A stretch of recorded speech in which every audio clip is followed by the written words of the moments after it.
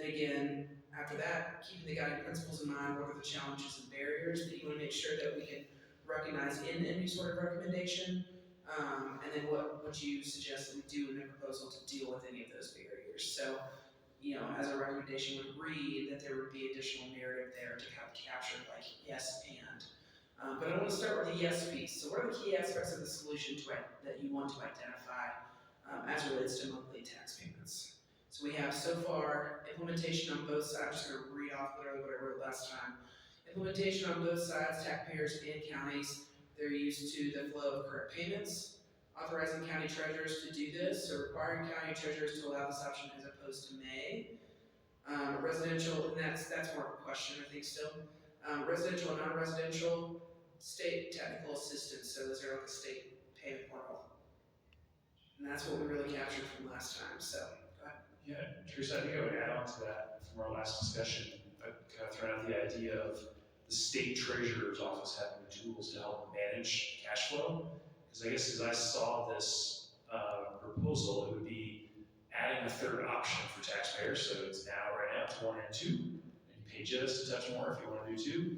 If you want to go to 12, I think we would probably ask that you pay just a touch more to handle the interest costs. But then the state treasurer would have tools available to help local jurisdictions handle that cash flow issue. And so I kind of saw this as a certain percent of taxpayers would choose the 12, and then there'd be options for the county commission or the county treasurer to say, hey, we're going to need to borrow against that for 6 months, and the state treasurer would have a facility to be able to move that cash flow to a different time period so they could match whatever the county is needing. I could also see counties who just say, well, look, it's 6% of taxpayers chose the 12-month. We can handle that. That's not that big a change. So that's kind of what I had in my mind, is that you allow the taxpayer that third option, and we bring in state tools to allow the counties to be able to manage the cash flow change. Appreciate that. I have a question. So we had a member of the public online who was an assessor who said at the last meeting they had reached out to a member of the commission that the 2-month current option, the second option that folks have, they don't actually pay additional, right? Yeah, I was wrong last time. They actually just get additional. I was gonna call you out. Right. I looked that up later. You don't pay extra. You actually just get additional time. So if you pay up front, you have to pay by February the first half. And if you want to pay the full lump sum, wait to pay the full lump sum, then you can wait until like March or April. And the second payment for the first week paid in April is due in like June or July. So you just get a spread amount, probably. You don't actually pay any more. But I still like the idea that if you're going to pay it monthly, there should be some full components of interest that you pay.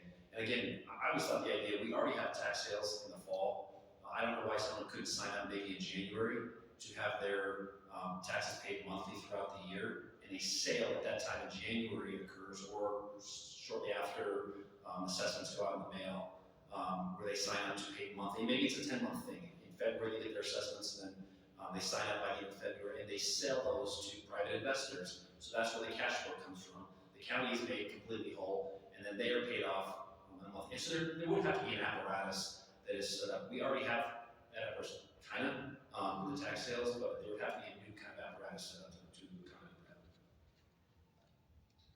Yeah, really great conversation. Thanks for clarifying that, because I wondered about that too, if it was actually more. It sounds like it's not if you do the 2 option. So maybe it's, and I think like an effective, I guess what I thought the state treasurer could be super useful here is it would be done at scale and cheaper than doing lots of individual tax sales, which would have a lot of transaction costs and probably higher net interest rate as well once you go through that process. So that's kind of where my head was, is that if you did this across the state treasurer's got great tools to be able to do that, and the impact could be very small for the taxpayer. There is a mechanism now for school districts to borrow at no interest ahead of participation. Yeah, revenue anticipation bonds, that's right. And given the fact that most people pay via mortgage on a monthly basis, there's probably not going to be a large amount of people who take advantage of this. So you're right, tax, or the treasurer statewide may be able to bankroll that under the private market. So. Yeah, go ahead. Follow-up question. We were just chatting around, making sure we're clear with what your recommendation recommendation is, would you limit this so that people who are already paying through a mortgage kind of are not able to participate in this? This is for folks whose really their property's paid off. I was actually thinking about that because they don't need the tool yet, so Exactly. maybe prohibit it to those who don't already pay monthly through an escrow.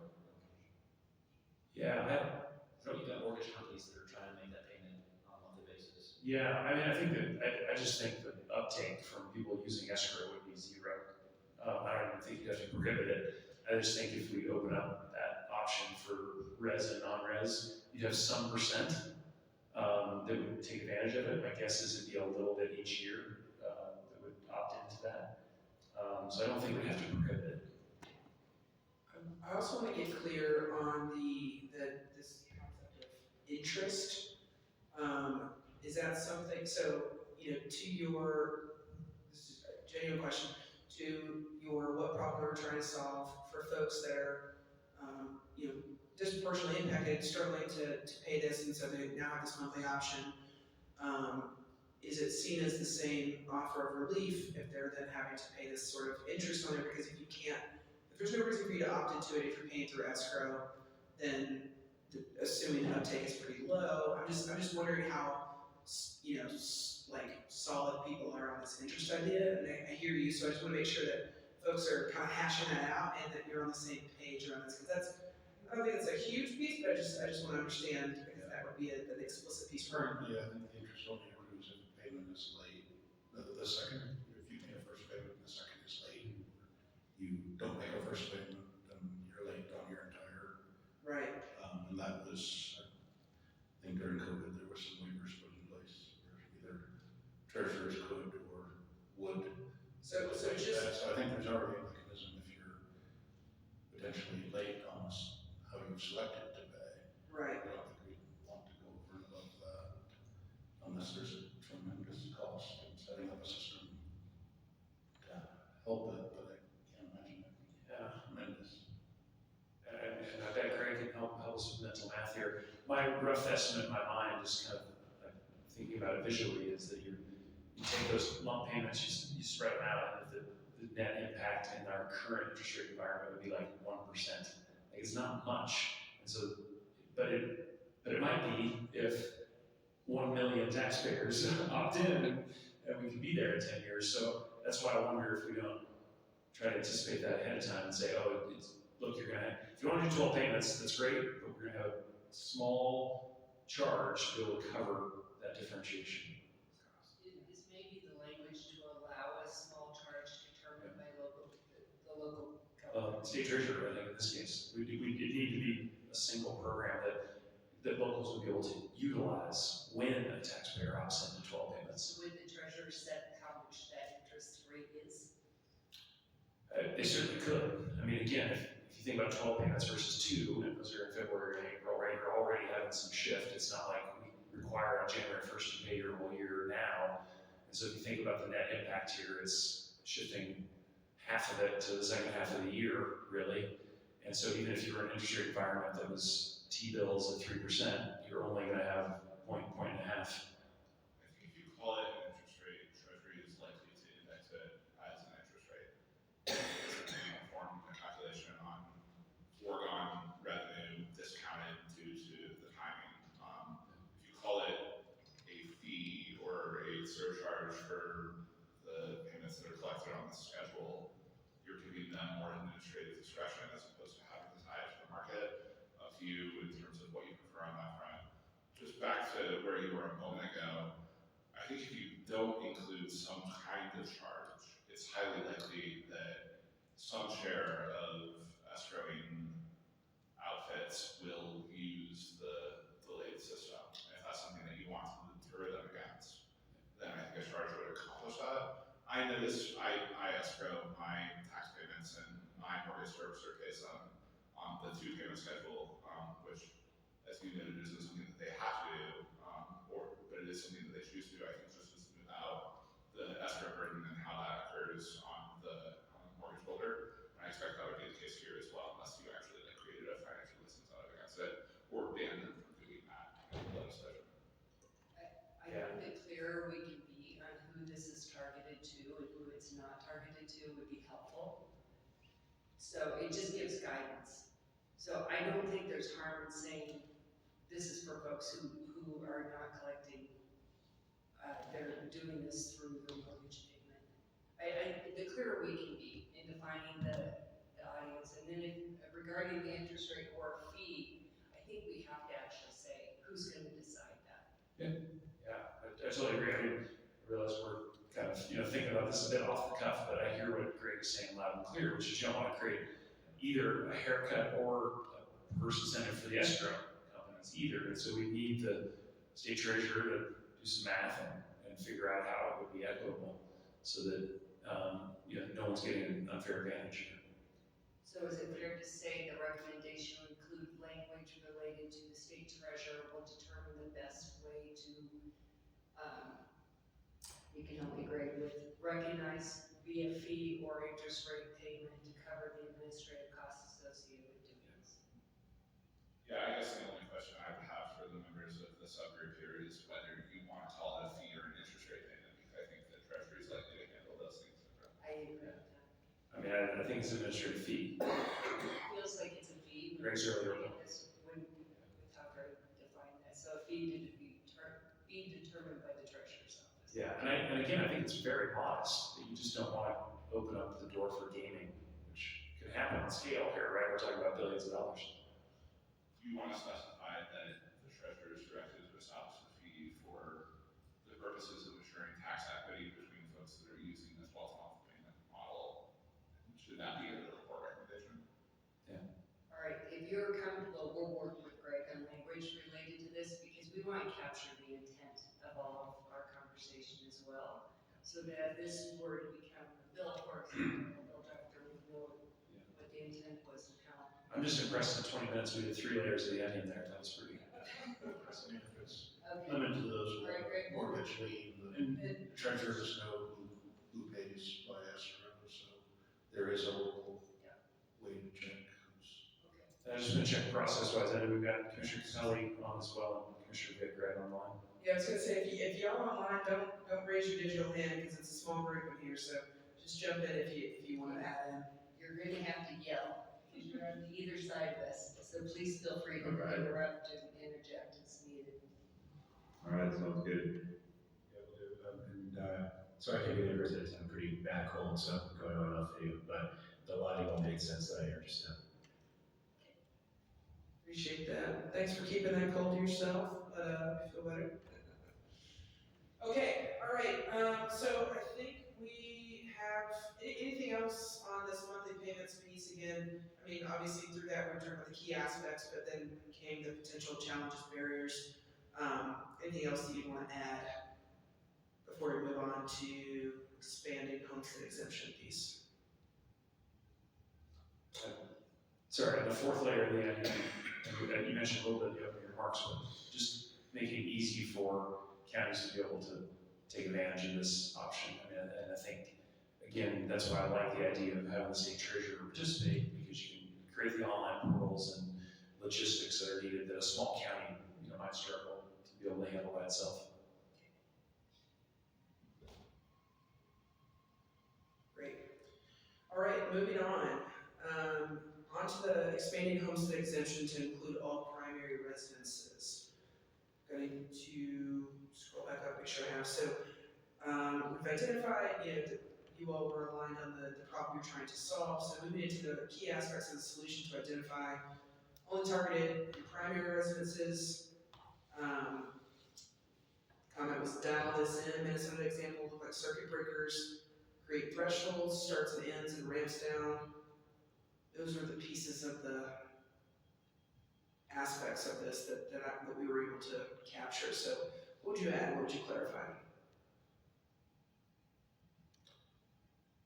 Yeah, just to pick this up where we left it off, I guess it was, we had started this discussion when we did the first round of drafting with Prop HH, which is, can we move to a system where assessors would have the information they need, like what we do with senior property homestead exemption, to have that option available for all residential properties and determine whether it is a primary residence or not. So I think we need to define what is primary residence, which I think we've got a working definition that's already been drafted, and then set in motion a process that would take some time for the assessors to be able to handle. That was clear in the discussions in 2023. And then with that in place, you then have the option of creating a primary homestead exemption. I think we took that, to the second level when we were looking at things like the Minnesota example. Talked to Commissioner Capelli about this, about, you could then, once you have that in place, you could then create thresholds and ramp downs that would largely mimic what circuit breakers are designed to do around the rest of the country. So it's kind of step one, can we get to a place logistically where we'd be able to use a primary homestead exemption in the state? Many states have that. Florida is on my short list there.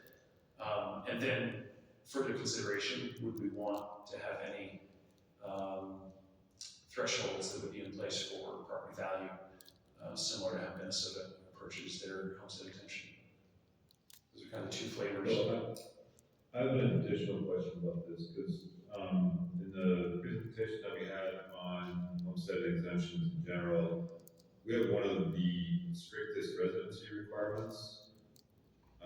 And so I think for me on this one, a lot of the devils in the details in terms of what it does to revenue at these different cut points and how can we tailor,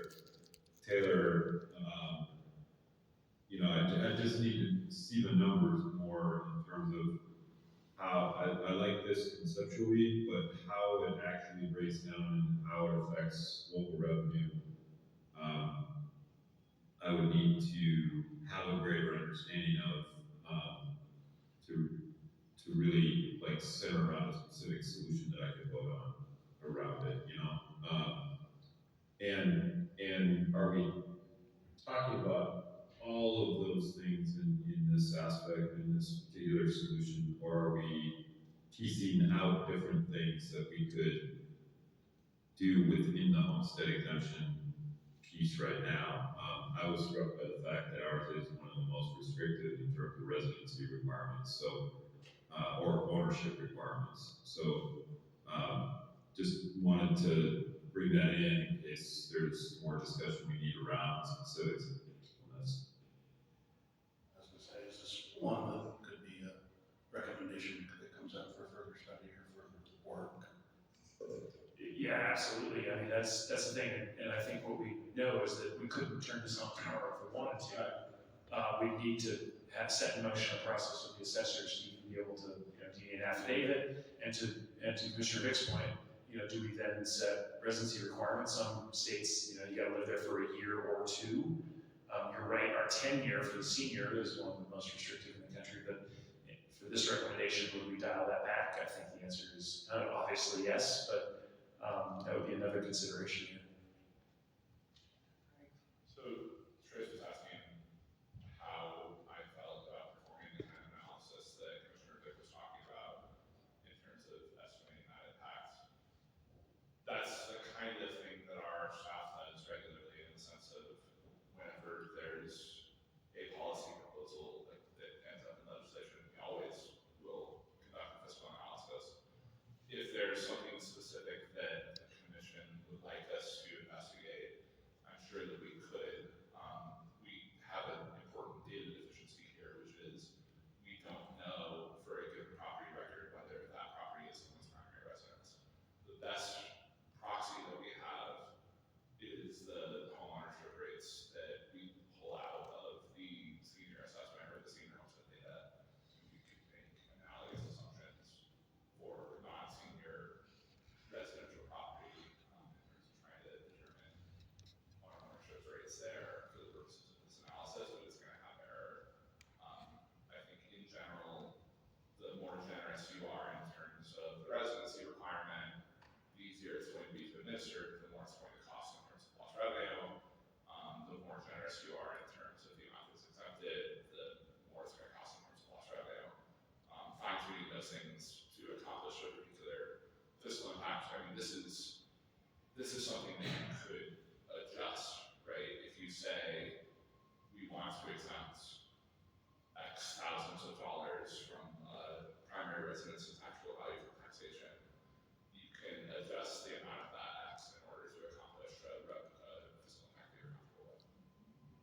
Yeah, and so we're talking about layers of the onion here, and you go even further, which is, do you set it up so it's a value exemption, or is it a percent of the first X amount of value, which is what we did with senior homestead, and the reason we did it for senior homestead was to try to address, places like Pocket County, where the average home prices are lower, so, yeah, I mean, I wonder if our outcome here is that, hey, we should, we have a recommendation the state should move forward with a way to determine primary versus non-primary.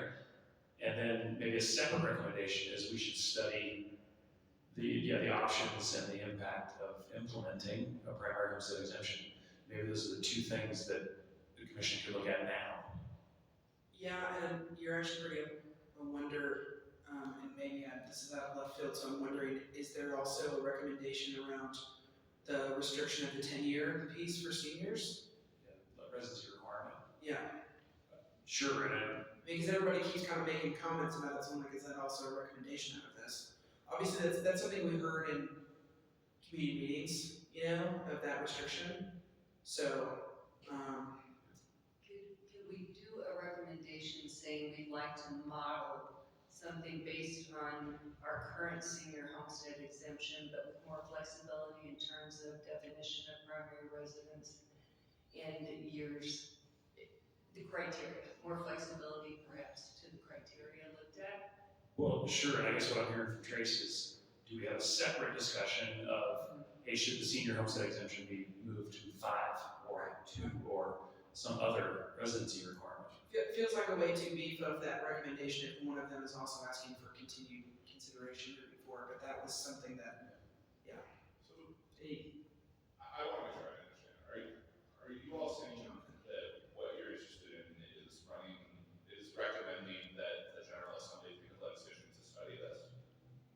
That feels like a long time between now and I had the same question. Man, do I hate study bills. Yeah, I mean, I guess we've got several threads here now that are on the table.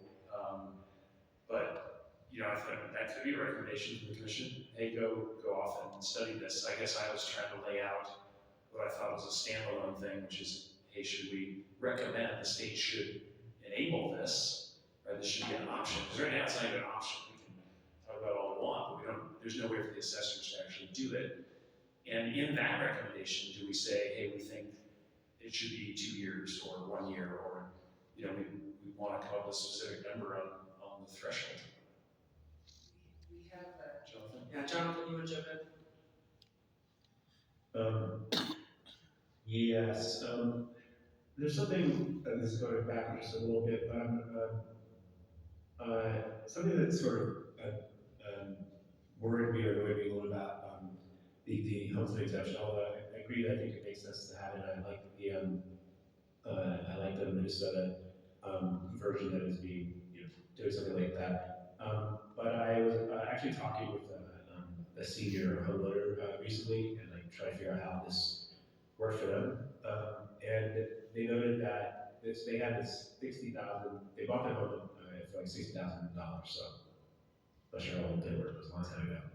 And then that value is now 650,000. And so just the senior exemption as an example, right? The first 50%, the first 100, right? That ended up equating about $650 of tax relief, but her tax amount is more like 3,000. So it's significant, but when you're on a fixed income, I guess the point is that homestead exemption is great, like now, we can construct it to provide an amount of relief that appears to make sense now. In 5, 10, or however many years, as property values increase, it will be less and less of an impressive and useful source of relief. So I'm wondering if there's ways to do homestead exemptions that there's some way to grow it, like tying it to a percentage of the value rather than a numerical amount. I don't know if there are any cases of that Lincoln Institute put forward, but what was a great and very impactful policy years ago, it things end up being, more and more like chunk change the further we go along, the more that property values increase. So just a thought. I'm just gonna try and see if I can put a couple of ideas on the table. One, Greg could, I'm guessing, relatively easily model today if we just expanded the senior homestead exemption under all of the rules that it currently functions to include how primary resident, we can make up a definition for primary residences, because I think the problem is we're sort of in the dark a little bit about impacts. So we need some, a baseline modeling. I also wonder, so I was here during the draconian cuts of the Great Recession, and we timed out that homestead exemption several years. And I'm guessing that's still allowed today, that it could be an option for the legislature to take. So I just wanna put that out there. There is a consideration to this. It's not a given that it always happens even. So, just to clarify so that we're all on the same page. Constitution says the legislature can adjust the $200,000 amount, including to zero in response to the budget necessity. That's something the legislature did on 2 occasions for 3 years each, in response to the 2001 recession, pretty much right after Homestead was created, and then in response to the Great Recession when Representative Scanlon was here. So 6 of the years that Homestead has been on the books, it's been unavailable for that reason. We're talking about modifications to Homestead, theoretically. I've been interpreting this to mean like creation of a statutory property subclass that functions like Homestead, which is what Prop 8 proposed and what we've seen legislation on during the current session. Modifying Homestead, qua Homestead, requires a constitutional amendment. I guess the other kind of question that Yeah. was, would this be, if you are a primary owner who also qualifies for senior? And to me, we're talking about something that would be additive, not replacing or giving everybody the benefit of a veteran or fully disabled veteran or senior already has. And then the last piece is Christine said we could model this today, no problem. No, we need a little bit more time than that. But this is the kind of thing that we can do and can model, but we do need some lead time and to know exactly what it is that you're asking us to investigate. And I guess my question on that would be, if this were something the commission wanted to extend its work and study, right, would the analysis be available to then at the end of the year, rather than a study bill next year, have enough fidelity to actually recommend a bill for next year? Here's the really great news, we can extend ourselves past March 15th, which we'll have a motion on shortly. I'm excited about that as well. Just a thought is, so you want as much lead time as possible to start doing research. So we can maybe take a little more in a couple of days to firm it up. But initially, I would just say modeling the senior tax exemption as if it was a general homestead, just to see what that would do. And then the Minnesota model, I don't think it would apply exactly, but it's already baked, and it has some of these tiers, and then that can give us an idea of what a tier system would look like. So, if we were to make a research request, I would propose it's senior exemption everywhere and the Minnesota one, and then hopefully in a couple weeks, that gives you guys enough time for us to get some general ideas of what the impact would be for those 2 systems. Do others think that makes sense as a model, or are there other models or other ways of thinking about this that you'd like them to research? Yeah, I think, those are all good base cases that you could then riff off of, or have movement of a variable like 5 years instead of 10, or the tiers in Minnesota, right? You adjust it after we get those initial results. So I think that makes sense to me. Yeah, first of all, Greg, I think your team can do anything really quickly. So that's a whole thing. Thank you. Tracy and I were talking about that. I think this does not prohibit us for our March 15th report to say this commission is interested in expanding the idea modeled on a similar concept to the senior homestead exemption, and then put some narrative to how we want to further model it and understand better impacts. But at least there's a placeholder in our report for this. Yeah, and I think I love that idea, and I guess the only other thing I would say is, would this commission recommend that we make a primary homestead exemption an option in Colorado? Because that requires an initial set of work just to enable it. So you're asking that now? Yeah, it's sort of what I think I said before, which is I think we've got two possible recommendations here. One, do we want to put this in motion? Do we recommend that we put this option on the table? And then the second part is, do we run different, well, poor Greg. Greg has to do the spreadsheet work, but do we ask for different scenarios on how this might be constructed? But at least put out there, and that would be for a vote, the idea that we, our interest is in doing this kind of exemption. So you're talking about maybe the commission continuing to be working on March 15th, which strike makes some sense. By the end of whenever the commission is making its final recommendations, you envision this evolving into, the commission, recommend that homestead be adjusted to look like this? Or do you envision it just being, here is a recommendation of a portfolio of options that's available to the GA in this round? I would chime in that I think this remains an option between now and CNADA. And if this commission is like, hey, we think this is a really promising way to proceed, one recommendation might be, let's evaluate legislative options. That's a recommendation. But I was just trying to point out the fact that just sort of step one is, can the assessors do this? Do we have a process in place to do it? And then step two is, how would we do it if we decide to do it? And if I'm hearing you, Senator, it's basically going the statutory path, not trying to change the Constitution around how the current homestead exemption is allowed. We're just using that as something of a model to base statute on. All right, we can work with you on this too, Greg. How should we next week looking? We just need to do the forecast that the General Assembly uses for the budget. Okay, that seems like we'll have time then. Okay. We'll just put language to this and have you, it's easier to edit, and try and minimize our time with you. Well, and in all seriousness, because I know what Greg's team is up against right now, the economics team.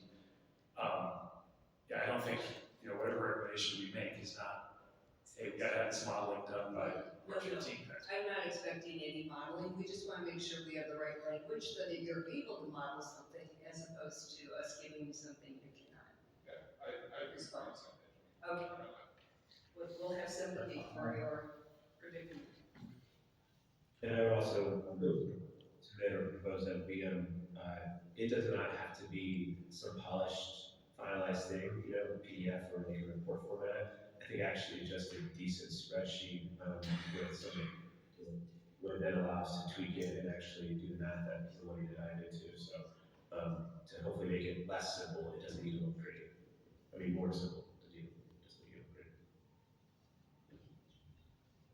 So one last question around this, just for analysis sake, are there some revenue assumptions that we need to put in place, or are we just kind of doing the calculation and seeing what happens? Or, for instance, you can put the condition on that it has to be within 5 to 10% of current revenue generated through property tax or something like that. That can narrow the calculations so that we're looking at proposals that are within the realm of keeping revenue at a certain rate, or do we just want it wide open? I guess, Kevin, I would say this is a moment to kind of see what the scope and magnitude of these different ideas look like as a baseline. Obviously, any legislative proposal would also involve a discussion of pay-fors and backfills and other options that we've used over the years if we make a change in property tax. So I certainly hear what you're saying, but I guess at this point I almost feel like we should just understand what these scenarios look like. All right. I'm good with that, I just want clarity.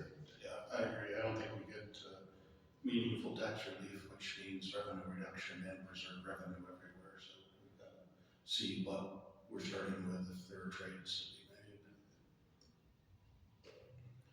All right, so Yeah, I think we can put some language to that. That'll be couched as a recommendation for consideration. Well, next week, really. all right, I'm gonna move us on then. Senator Hanson, I'm gonna pick on you because we had chatted and I feel like you summed it up nicely around where you thought this conversation with expanding circuit breakers went. So moving to the expanding circuit breakers for lower fixed income property owners, there was a lot kind of going back and forth, but Yeah, I guess as I think about our last conversation, I crossed this off my list. I don't think we have a functional way to do it in the state. And so I think the more interesting conversation is the one we just had, which is how might different exemptions actually mirror this type of policy, because we just do not have the infrastructure to do what other states might do on the circuit breaker. want to open that up. Did anybody else that seemed to be where the conversation was going last time, but I wanted to make sure that, yeah, responses. Go ahead. Thank you. I'm a little hesitant to jump in because I missed the last half hour. Well, this is the brand new conversation for Secretary. It is, but I think that, I need to jump back to 30,000 feet from it. I mean, how you pay for the stuff is everything. And whether it's a local decision or a statewide decision is everything. And so I think as we get into these questions of homestead exemptions or circuit breakers, we're getting a little too micro when we really need to be thinking about the interaction of how all these things work together. And so, the homestead exemption piece, just to touch on it before I come back to this, it's in many ways it is an equitable way to provide relief, but it is still a state-imposed reduction on local revenues with some sort of backfill construct. And I think that just raises these challenges that have both impacts on the state and local budgets that I think we have to be realistic about. Circuit breaker, as I said in last week's conversation, guys, I'm really loud in here. I'm gonna scoot back from the microphone. As I said last week, circuit breaker is just one of many different tools for using an income tax credit to provide the support, as opposed to this other construct of the state imposing revenue reductions on local governments where we backfill. It's just the state not getting in between the local governments and their taxpayers, letting the local governments do their thing. And then you have the state using whatever resources we have to make direct relief to taxpayers. It comes with the added benefit of us being able to use income metrics and determining how that is done. And so I agree with Senator Hanson that the circuit breaker, because of the infrastructure that's required, is not a short-term solution, and it has a lot of costly infrastructure that must be built over a period of time. But whether it's a different kind of income tax credit structure, and we've got, probably already 100 in the system at the legislature that we're talking about this year that are options here. Or as Mr. Wasserman pointed out earlier, the dumb circuit breaker, as he called it, which would be just kind of the streamlined, simplified way of doing something like this. I do think that using income tax credits as a tool to make it more affordable for people to pay their property tax bills should remain on the table, even if it doesn't take the form of a circuit breaker. I agree, and I want to raise to that, whether it's through the income tax credit, as you're just proposing, or something else. I think that it's not an either or with homestead exemption. It's potentially a both. The circuit breaker is much more expensive administratively, but it's much less expensive in terms of budget and revenue, right? I think both Bell and Lincoln policy, just intuitively, you can see how the exemption work and how much more costly it is. And also the homestead exemption leaves out, channeling generations on this committee, the situation that is happening a lot in the corridor, in the luxury corridor that you heard of, people who were income poor, like house rich, right? That example I was just giving with that senior, who's pretending to show up as a senior, was just a long-time moderate income homeowner with a $600,000 value of her home. If we were to apply the Minnesota model, for instance, she would get, so that's, she, actually $600,000 doesn't even show on the chart because Minnesota has different lower property values in general than we do. But she wouldn't have benefited essentially from that. And we have a lot of folks who are, at least in the $300,000, $400,000 value situation where they have moderate incomes. So I think we do have to have a circuit breaker. I acknowledge it might not happen immediately, but we should start putting the wheel in motion for that. That's the only way to get at a more long-term sustainable solution where folks are, it's targeted to people who are low income, proportionate to what their actual burden is, right? And something that will be a little more flexible than the homestead exemption system, like I said before, is kind of fixed. Still support the homestead exemption, I still think it's either or. Do we just simply recommend that we leave our tax system need to be modernized in such a way that our systems can talk to each other to be able to take advantage and get more creative in terms of how we provide these sorts of things we're talking about? I mean, that could just be a starting point. I would just say that I think that's a pretty big lift. Not an unworthy goal by any means, but you've got one that's entirely locally administered, one that's entirely state administered, and both of which, particularly on the income tax side, there's just some very strict confidentiality requirements in terms of everything's tied to your social, and those are information that DOR can't disclose under current confidentiality constraints. Unfortunately, the effectiveness could also be very intrusive, depending on how you frame the discussion of letting all the databases talk to one another. Or other states doing this.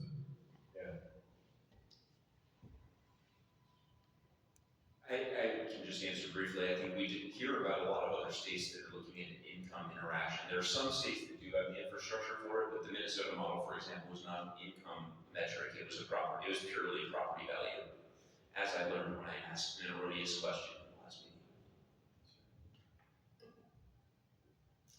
I'm trying to figure out a right way to start to form a recommendation from this group that I think the intent is to allow for targeted relief for low income people. And so the mechanism to do that can either be something along the Minnesota model related to property value, or something looking at giving tax credits for lower income people. Both of those could be on the table in different strategies. And there is an idea to have a recommendation that we should provide targeted relief to these populations of folks. So maybe that's where we start. And I don't want to punt everything down the road, but I think we have to put some placeholders out there so people can react to that from the rest of the commission. That allows us to do further modeling or to look at how you would implement a Minnesota model, for example, here, and under what conditions. And we do want to include narrative with these recommendations that recognizes that, we're operating and there's some pretty tight time constraints that we don't have the ability to model all of these things, but we have concerns that we make sure this can be implemented, that, people who are directly impacted at the local level can weigh in with how they would need to see this happen, et cetera, et cetera. So I think it's okay to put a general recommendation out there with some caveats behind it in terms of how next steps might need to be taken. I was going to say, depending on the direction that this goes, appropriate relief to folks with low income that is worked through income tax credits may be a great idea, but outside the scope, it could be recommended for. It could be something that we But it's outside the that we scope. looked into, that we asked that the Minnesota model be considered. But make sure the intent is clear that we want to find targeted relief for certain populations of folks who really are struggling under this current environment. And so we're looking at these three, examples, right, and continued work. I think that's right, and as I think about what I'm gonna be voting on when we actually cast votes on these recommendations, I wonder if we have an umbrella kind of big picture, but some sub-options that we consider that could look at some variations here, because I think there are some of these that make more sense than others, and that might be something that sparks that conversation, so there could be a vote on the broader point, we believe in doing some sort of targeted supports, and then here are a couple different ways we've looked at it, which may or may not be by the 15th. Right, and we could even get a little more clear on, we could do this by property value.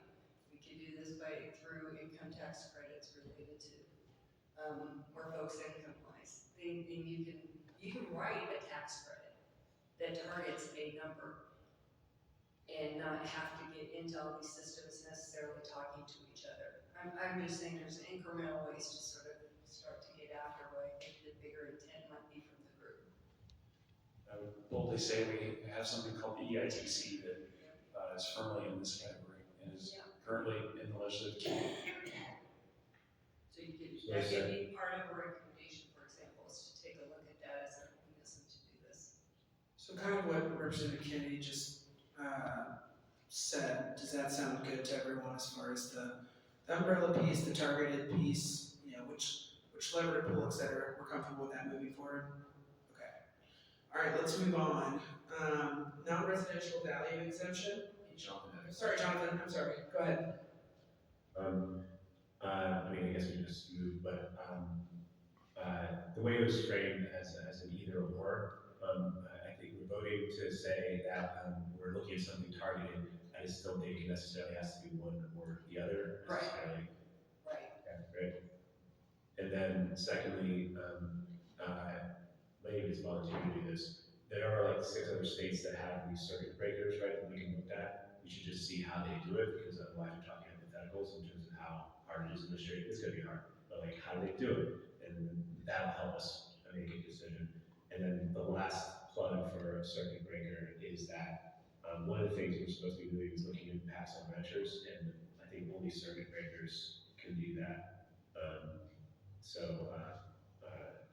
All more reason to maybe figure out how you guys how to do that. And tax credits. And I really appreciate the clarifying point. This is not an either or, it should be a list of options that could be considered. Potential levers. Yeah. And Tracy was asking the good question, do we keep calling these circuit breakers if people don't understand what that is, or do we really name it differently as targeted relief for low-income people, for example? I appreciated that point. I thought, looks like we're seeing a lot of nods. Okay. Okay, well, we're So we can reflect that in the recommendation piece too, and move away from that language. All right, looks like now we're ready to move on. And so going back into the non-residential value exemption conversation,